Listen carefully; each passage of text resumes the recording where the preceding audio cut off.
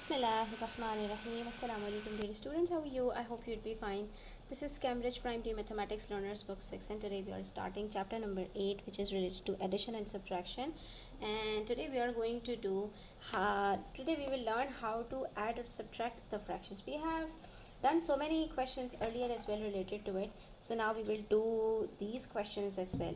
So before starting this lesson, students, you just need to understand that the addition and subtraction of fractions are not the same as adding the numerator with the numerator and the denominator with the denominator. It's not like that.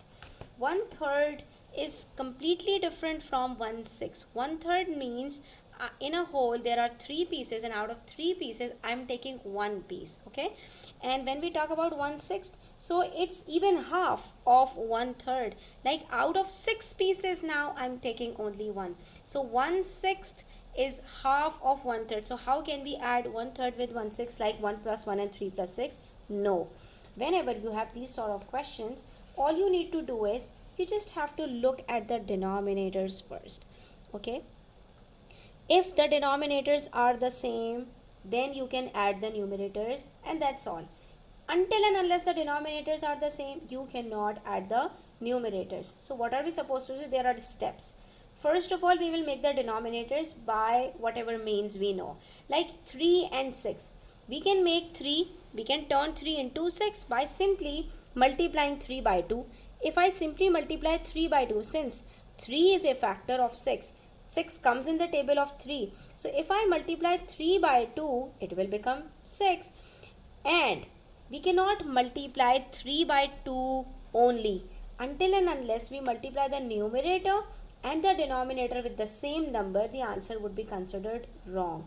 So it's 1 multiplied by 2 upon 3 multiplied by 2. Now what we will do next? It becomes 2 upon 6 plus 1 upon 6. That's it. Now after making the denominators the same, so in the second column you will write 2 upon 6 plus 1 upon 6. And equivalent calculation comes as 3 upon 6, right?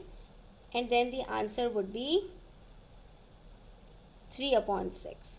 Also remember that, students, if you are getting the answer in the fraction such that the numerator and the denominator can be simplified, can be divided with the same number, so you will cut them. Like 3 and 6 are having a common factor of 3, you can divide both of them by 3, so we will cut them by 3. 3 divided by 3 is equals to 1, 6 divided by 3 is equals to 2, so the answer would be 1 over 2. Next question says 7 upon 10 minus 1 upon 2. So we'll do the same thing. 7 upon 10 minus 1 upon 2. Now 10 and 2, we will compare them. Can we turn 2 into 10? Yes, 2 5s are 10. So we'll multiply 2 with 5 and 1 with 5 as well. Okay, you can do this calculation in the first column. Then in the second column where you have to write equivalent calculation, so it would become 7 upon 10 minus 1 5s are 5 upon 10. Okay, now after making the denominators the same, you will write down the denominator only once as upon 10. You will not add or subtract the denominators. So there are two different things. For the denominator you have to do something else. For the numerators you have to do something else. For the denominators we have to make them similar, and for the numerators, after making the denominators the same, we will add or subtract them. So 7 minus 5 becomes 2, and then we can simplify it. 2 1s are 2, that is we can divide both of them by 2, both are divisible by 2. So 2 1s are 2 and 2 5s are 10. So it would become 1 over 5. Next we have 6 upon 5 plus 1 over 2. Again the same thing will happen. 6 upon 5 plus 1 upon 2. Now you can see in this case, students, neither 2 is a factor of 5 nor 5 is a multiple of 2. We cannot turn 2 into 5. So in these cases where you cannot turn one of the factor into another, then you will multiply them with one another. Like we will multiply 2 with 5, so 1 with 5 as well, and 5 with 2 to make both of them 10. This would become 12 upon 10 plus 1 5s are 5 upon 10. Now 12 plus 5 is equals to 17 upon 10. And now when you will have an improper fraction, so you have to convert it into a mixed number. For this, what are we supposed to do? We will now divide. What is an improper fraction? When the numerator is greater than the denominator, then you have to divide it. So we will divide 17 by 10. 10 ones are 10. Here comes 7 as the remainder. We will make a wheel. Starting from 1, this would become 1 whole. Then we will go down. This is 7 numerator, and then the denominator would be the same. So you can write down the answer as 17 upon 10, but expressing it as a mixed number is more appropriate. Now let's move to question number 2. Question number 2 says calculate. So we have to do the same thing over here. We will now do it the same way we have done in question number 1. So 3 upon 4 is equals to 3 upon 4 and 2 upon 5. We cannot turn 4 into 5. So we will multiply 4 by 5 and 5 by 4. Not only the denominators but their numerators too. Okay, we will multiply 5 and 5, 4 and 4. So this would become 3 5s are 15 upon 20 plus 2 4s are 8 upon 20. After making the denominators the same, we can add the numerators. So it would become 15 plus 8 is equals to 23 upon 20. And the next we have to do is to convert it into mixed number. So 23 divided by 20 is equals to 20 ones are 20. Here comes 3 as the remainder. So it would be 1 whole 3 upon 20. Right? Next we have 5 upon 8 minus 1 upon 3. So we'll do the same thing. 8 3s are 24, 3 8s are 24. And then it would be 15 upon 24 minus 8 upon 24. Next what we will do, we will, after making the denominators the same, we will subtract them. 15 minus 8 is equals to 7. This would become 7 upon 24. We cannot simplify it, and also it is an proper fraction, so we cannot even convert it into mixed number. So this would be the final answer. Here it's 7 upon 8 plus 3 upon 5. So again we'll do the same thing. 8 multiplied by 5, 5 multiplied by 8, right? So this would become 35 upon 40 plus 24 upon 40. That's it. So 7 5s are 35, 3 8s are 24. Now we will add the numerators. So 35 plus 24 is equals to 59 upon 40. Now again we have an improper fraction, so we'll again convert it into a mixed number. 40 ones are 40. Here comes 19 as the remainder. So this would be 1 whole 19 upon 40. That's it. How easy it is. So you just have to memorize the steps over here, that if we have to add or subtract the fractions, we simply have to make the denominators the same, and then we will add or subtract the numerators, right? Here question number 3 says find the missing fractions, right?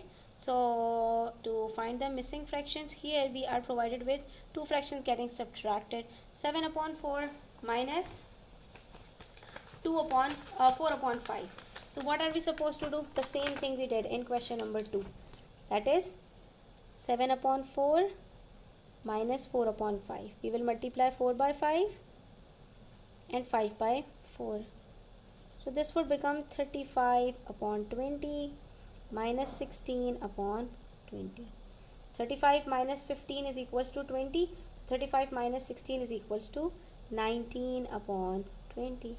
So the missing fraction would be 19 upon 20. That's it, students, right? So this is how we have to do these sort of questions. And now since we have got the answer in a proper fraction, we need not to convert it into a mixed number.